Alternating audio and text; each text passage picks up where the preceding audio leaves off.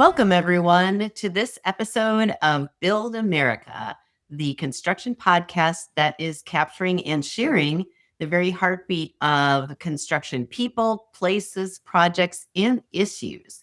And it's issues and topics that we are featuring in a very special way during this series on mental health well-being in the construction industry and elsewhere. I'm your host, Kerry Smith Buck, and I'm owner of the Build America podcast, but also Construction News in Review magazine. We are delighted in this episode to have with us Josh Rizzo. Josh served in Iraq, and he is a recipient of the Bronze Star. Hello there, Josh. Great. So many other things. He's experienced just darkness from the battlefield to the boardroom and speaks about it and carves out his schedule and travels extensively to help construction companies and others grapple with the struggles of mental illness, which statistically we know are very real. But Josh, it is just a pleasure to have you with us today on Build America. Welcome. Thanks, Kerry. It's great to be here. Appreciate it. Oh, you got it. We would love to have you start maybe by introducing yourself and what ties you. I know the stories with our podcast guests this season are special because everyone has generally a personal tie to what motivates them to advocate for mental health. And I would love it if you could share with me and with our audience what that personal tie is for you and what fills you with compassion to do the work that you do today. Great question. This might be a lengthy answer. That's okay. That's okay. Wow. Yeah. I guess for me, it starts in childhood, Kerry. I grew up in Brooklyn in the 80s and 90s and had a bit of a rough experience growing up and had a lot of people around me. My parents trying their hardest, had me pretty young in the early 20s. We're both dealing with their own issues, whether it was mental health or just things they were going through. We had a hard time, and there's lots of stories in there I'll leave for another time, but a lot of people showed me love. Lots of people told me I could. I had teachers paying for my books at a school I had a scholarship at, coaches picking me up and taking me to games and things, people coming together. And I just saw a lot of love. And I was always like that from a young age and just felt really lucky even through all that. And then 4 years at West Point, 9/11 happened my senior year, 5 years more in the military as an officer. And then I'm pushing all that stuff down that I experienced. I'd been through some dark days and coped with it with alcohol, drugs, risky behavior, lots of bad decisions and burning things down and lots of mistakes, lots of mishaps, some things just dealing with lots of guilt, shame, fear from things I'd been through, whether it was as a kid or as a young adult or as a military officer, cadet, whatever. I pushed a lot of that down and I was taught, not by any one person, but by our generation, rub some dirt on it. You're a tough guy and be that. And so I did that and I pushed it all down. And as we know, pushing a beach ball down underwater, that thing is going to pop up and it's going to splash everybody at some point. And it's usually at the most inopportune time when it's with someone you love or it's with your coworkers or whatever. But yeah, so I had lots of pain that I had dealt with for so many years and just dealt with it in silence and dealt with it unskillfully and dealt with it by numbing it out by some of the behaviors I was talking about earlier. And so anyway, I got to this point and I was at this time achieving. I looked great on the exterior and had it all together. Give me more, I'll take it on. And I was helping everybody else out. I talk about it like putting out all the fires in the neighborhood when my house was on fire. And I was Right. trying to not let people see and burying that and the shame, the guilt, the fear, all that stuff blossomed at one point.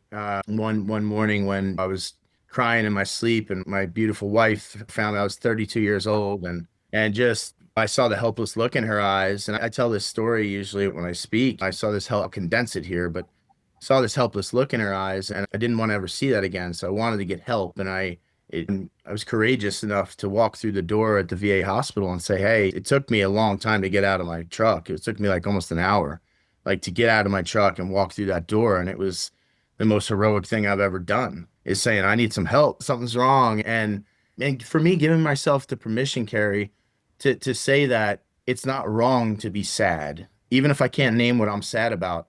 And it's not wrong to be scared and anxious, even if I can't name what I'm scared and anxious about. And once I gave myself that permission and opened my heart and said, man, something's wrong. And I just exhaled and it took years. It's been a long path, but in many modalities, I've tried everything under the sun for mental health, for performance, for feeling better, for working through trauma. And at that point, that turning point, that was the really big deal that I started treating myself like someone I'm responsible for. And at the time, I'd been in construction for several years in the construction industry. My first job was in project management and business development with a small construction company, and then grew to large. And then I moved over and stayed in construction for the next 15 years. As I was in construction, as I was getting to be on job sites and working with construction workers doing the work, I started to realize, oh my goodness, I spent 9 years in the military, the last 15, 16 in construction. And I've got more time with construction than the military, and I see a very similar demographic, very similar type of people, and I feel at home. And I also feel, and I know the pain, and I see it every day. And I see even leaders, not even just the folks on site, but the leaders not taking care of themselves, trying to take care of their people. But so anyway, the whole thing, and then going from me almost being a statistic to seeing the statistics with the veterans and all that, is 22 folks taking their lives every day. And so my wife and I started a nonprofit back in 2013, PTSD United, and ran that for 7 years. It was like imagine like an anonymous, really watered down Facebook. But it was Okay. very early, and it was something that people had names like Sunshine and Chevy, and just you make up your own avatar, but people were sharing their hearts, and it gave a place. Sorry, I'm going all over the place here. But anyway, that when I started to see that, oh my goodness, I'm not alone and it's okay to share what's going on, it motivated me. I thought about all the others, and I said, what about the people who don't have access or the courage to speak up? Because it took me, and I looked at myself as a pretty courageous dude, and it took me crying in my sleep and falling apart to even consider asking for help. So I was like, I know what this mountain is to climb. So how do we bring this closer? And yeah, I think I've answered the question of what. Yeah, no, you did Sorry, great. You did great. sorry. No, I really appreciate it because this helps us understand your story, Josh, and where you've come from and what the darkness meant to you. And you mentioned it perfectly. What I've heard from others is that the construction industry, I'm sure it has very many parallels to the military. It's just teamwork, suck it up, get the project done. Oh, wait, the build's been expedited. We have 3 months less to do it. You're maybe away from your family for weeks on end, working 14-hour days. And as one of our colleagues said, we do it to ourselves in that industry. And we really have to be aware of why the statistics continue to materialize.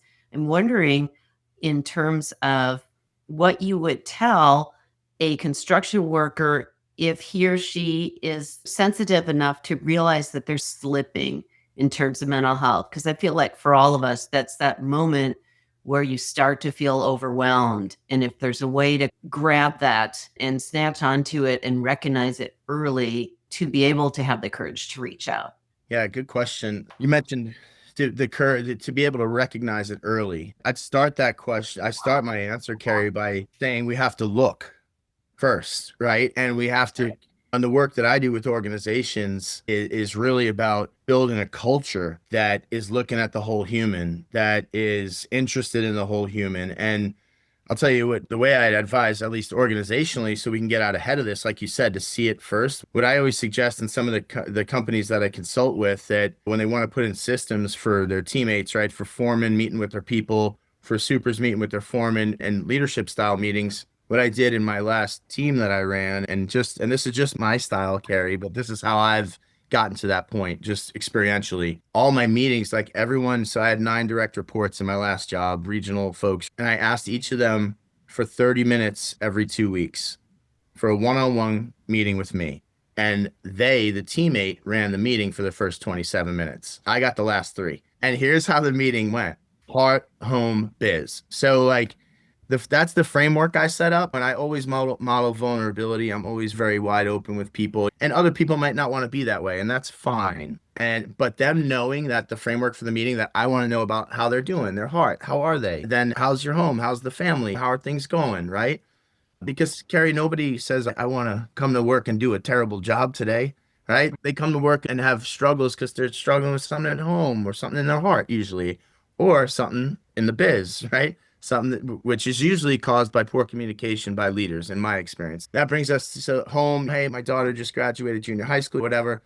And then biz, the last piece. So The biz portion is interesting. It's where they can say something like, "Hey, boss, we've got all this sheet metal up in the northwest side of the site. I think somebody's going to trip over it. It's really annoying us. Can you talk to the sub and have it moved?" Yeah. And then you end up getting that done. And then that teammate's, man, hey, listen to me. And you even thank that teammate, say, "Hey, thanks so much for bringing that up." So anyway, the biz, and it also, it lets the leader see and lets the operator, the teammate say, "Hey, this is what I've been doing. This is what I've been seeing," rather than getting talked at and told what to do, which is how 99% of my meetings have gone with my bosses. It's Right. very come in, get your orders, and get out of here. So they go through those three stages. And at first, they might not share too much heart, too much home. And that's fine. They may, "Hey, boss, want to get straight to the biz." Cool. No problem. But over time, you start to develop a rapport. You start to see a human, and you start to get to know how someone's doing by looking them in the eyes and trying to see and listen with more than your ears. You're listening with your eyes. You're looking at their tone, their body language. You listen with your heart. You're trying to understand what they're going through. You're listening from an emotional level. So I think this starts to have us, this trains us in different type of communication, different type of connection. Everything I do is about connection, like everything. It's so important. And so we start to build this kind of rapport, this connection.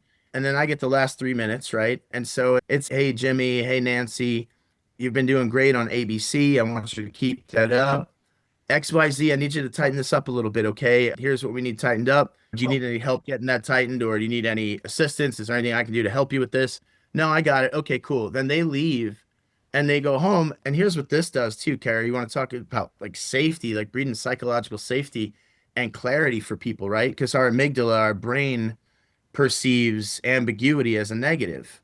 And a lot of us have anxiety and have hardships going on. We know the mental health numbers. So we know people are coming in already struggling a little bit. So any clarity we can provide in their lives is a boon for their hearts, for their connection, for the way they work, for how they show up, for their mental health. So that last piece, biz, I tell them how they're doing. They go home. I don't know about you, but I've gone home on Fridays and go, "I don't even know if this boss knows me or even like me. I might get fired soon." So we take that out of the picture. And then, oh, by the way, when the biannual or the annual review comes up, it's just another one-on-one. You know exactly where you stand because we've been gently course correcting along the year, and we never get a chance to get into that like valley of resent where I love that. I love that. it's just like this place where there's no communication. And so just the worst in us breeds and our negative Yeah. thoughts take over. And so, anyway, I try to build a culture that way so that we're looking for these things, we're talking about these things. But I think more tactically, like for the one person, if I see something, it's very important. And I facilitate workshops about this. It's very important that we realize we don't have to fix anyone. We just have to be willing to sit in the mud with them. That's all we need sometimes from each other, is just to be heard and then equipped, right, with the EAP system we have, or the crazy guy named Josh Rizzo that gives his cell phone number out on our job site and we can call him, or this phone number to call, or whatever it is, like knowing Right. what resources there are to offer and being unafraid to offer them. And then hopefully I've had mental health first aid training or some type of training on how to engage, what to look for, and then how to ask someone the hard question of, "Are you thinking about taking your life?" Because if it gets to that point when you start to ask, we have to be prepared to ask that question. And those are hard words for most of us to say. And then the follow-up question is, have you made a plan? And have you gotten things to do that? Because this gives us more information about where they're at in the process, and then just being with them and bringing resources around them. I know I took that really far, but Oh, and that's that's okay. I was going to jump in and say that that's great. And I love what you said about you have to have a transparent emotional benchmark by knowing the human to know if something's changed or to even recognize if they're having a struggle, especially for those who still keep it close to the vest. So I really liked what you mentioned with that. I know on your website, you mentioned leadership and intentional action. And I wondered in the construction industry, what does that look like? We've already probably talked about some of that, but how does that play itself out? What's intentional action within the concept of leadership? And who are you ascribing sort of the leadership role to? yeah, great question. So at the very base level of those two things, I ascribe it to every one of us, and that's leading ourselves first. And that intentionality, that intentional action I'm talking about, a lot of us say we want things in our life. We say those, this is what I want, and then we do this, right? I want to be fit, I don't eat well, and I don't work out. That doesn't line up. If you want to, if you're saying that you want to be fit, then we need to be intentional with our action. And that takes a lot of things. It takes courage. It takes like we were talking about at the top of the call, it takes boundaries, right? It takes having a hard conversation and saying, no, I'm not going to do that. Or it's not succumbing to the peer pressure to go to happy hour every day and get into the gym after work. Whatever this is, for us to lead effectively, to lead anyone with any measure of presence, in my experience, we have to lead this first ourselves. We have to lead a good life, right? The word lead a good life. We've got to lead ourselves first. That takes, for some of us, a modicum of solitude, right? Some time alone. For some of us, we fill our tanks other ways. But it takes, and it's counterintuitive sometimes, especially for leaders, to take care of ourselves. You've heard the oxygen on the plane, and but it's true. And I've learned in my life, my output, Kerry, has been the same. I love my people. I want to give them everything I have as a leader, and I've given them all my heart from the time I was 20, 21 until now at 45. I continue to do that. But what's changed over that time is my capacity. And my capacity's changed through winning when I should have lost, losing when I should have won, having compassion, deep compassion for others' plights and what they've been through, having a lot more patience and a lot more intention about the way I treat myself, and knowing that my capacity is limited. And I've seen it fall off the cliff before. And I think a lot of us, I don't know if this is going to be visual, but if it's a video thing, but a It's lot kind of of us, well, depends where we're listening from. okay, cool. Yeah. But like we take on more and we take on more and we take on more and we take on more and we take on more. And it feels good. We're people pleasing. Maybe that's part of our childhood. It was for me. And we take on more and then boom, off the cliff. We didn't have any gauge because we weren't even paying attention. Forget about worrying about others. We weren't worrying about our own capacity. We talked about that earlier, like how we're not paying attention to others' emotional state. Are we even paying attention to ours? Are we Right. checking in with how we feel? And so that intentional action for me is around, even when I ran a large team, I would take a half hour here, an hour there on my schedule, block it out. And I would say me or whatever, mine or whatever it said, to create space and to check in and to reflect, to whatever that is for everybody. But having that time and space and that intention, without that intentionality, I don't know that we can do anything. And I think a lot of that for me with leadership turns inward and looks at the leader and says, you've got to make time for you. You've got to show up whole, and you can't fill someone's tank if you have no gas. Exactly. No, excellently said. I had one final question for you, and I think we again may have already covered this very adequately, but if you had to say to a construction worker, a trades member, or someone very similar to who you worked with for 15 years, what's the definition of mental health resiliency? What does that look like to truly be as resilient on a mental health plane as it does to be as you mentioned, to be run 3 miles every day or be fit as a fiddle physically? What are the hallmarks of just as a self check of being mentally resilient? Because I think if we figure out what that is, then we'll know when we're lacking and we'll know we need to reach out. Yeah, I love that you put position of physical resilience and with the mental resilience because it's such a good way to look at it because we have no problem going to the gym. We have no problem getting a swing coach if we're just trying to learn how to golf. We have no problem following a workout guru on Instagram and copying his workouts. But when it comes to mental health, it's, ooh, we got Right. a problem, right? So I think our first approach is philosophically when we look at mental health and resilience, and mental health, it just gets a bad branding problem, right? It's got a branding problem. If we look at it as mindset or wellness, how we're showing up, man, our light, however you want to characterize it. But if we can look at this thing the same way, mental health, the same way as dental health, there's checkups, right? I think what I would say to the construction worker, I think it's highly important. When I look at mental health, it's for me a good marker. I think that's what we look for, like an indicator for the self Right. is when I get super upset and agitated about something, whether that's sad,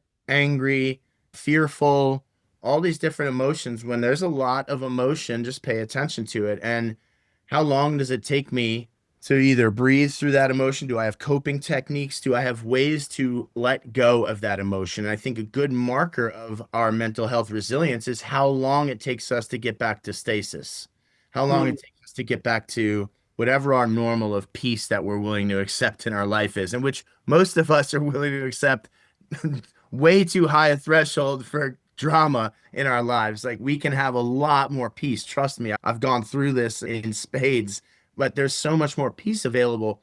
But when I look at it, you say you run 3 miles, like you said, how long does it take you to stop breathing heavy? And that's pretty much how good a shape we're in, right? At the time for running. Right. So I think after an event, after you get cut off in traffic, or your husband or wife says something that just really cuts you the wrong way, or the boss says something that was untoward and just mean, like how long does it take me to let go of that and come back to who I want to be? So I think that's a good indicator.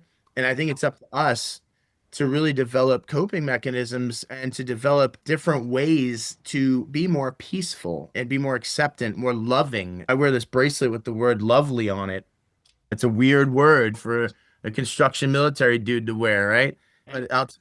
But the word lovely on it, I have that because I have this mantra of like, how can I be more lovely in this situation? And I mean, in the tough ones, the tough situations where someone's right in my face, not being very lovely. Like, how can I be more lovely? And how can I just let go? And so that's a really big deal. And I think you can get there a million ways. But I think, again, about being intentional, paying attention, reflecting on the self, and then taking the same approach, like you said, like we do to physical health or running or lifting or whatever it is that we're into, or being fit for our job. We've being fit for the job. You've got to climb, you've got to do this, you got to lift things. There's also a mental toll. There's a mental heaviness, right? We got long hours, we got some isolation. So that, and my other thing is we can't do this alone, Carrie. Not one of us. We're pack animals. We are connected beings, and we're part of something that I see as connected and bigger than just this meat suit that I'm toting around called Josh. And I want to honor that connection with people. And I think when we're connected, gosh, the studies say it, that connection, our relationships, it really drives our happiness and our well-being. Oh, excellently said. And by the way, for our viewers and listeners, if you want to learn more about Josh and what he does and whom he helps, you can go to his website, which is just his name, Josh Rizzo, and the word human.com. So Josh Rizzo, which is Rizzo, and then human.com. Josh, it's been such an honor and a privilege to have you with us today. And I just know with confidence that you have helped people by hearing your message and will continue to do it. And I hope that you'll come back on Build America another time real soon, because it's a joy hearing from you and learning from your experiences. So thank you. Thank you, Carrie. The pleasure's all mine. And anything I can do for you, I'm here. I really appreciate you. Thanks.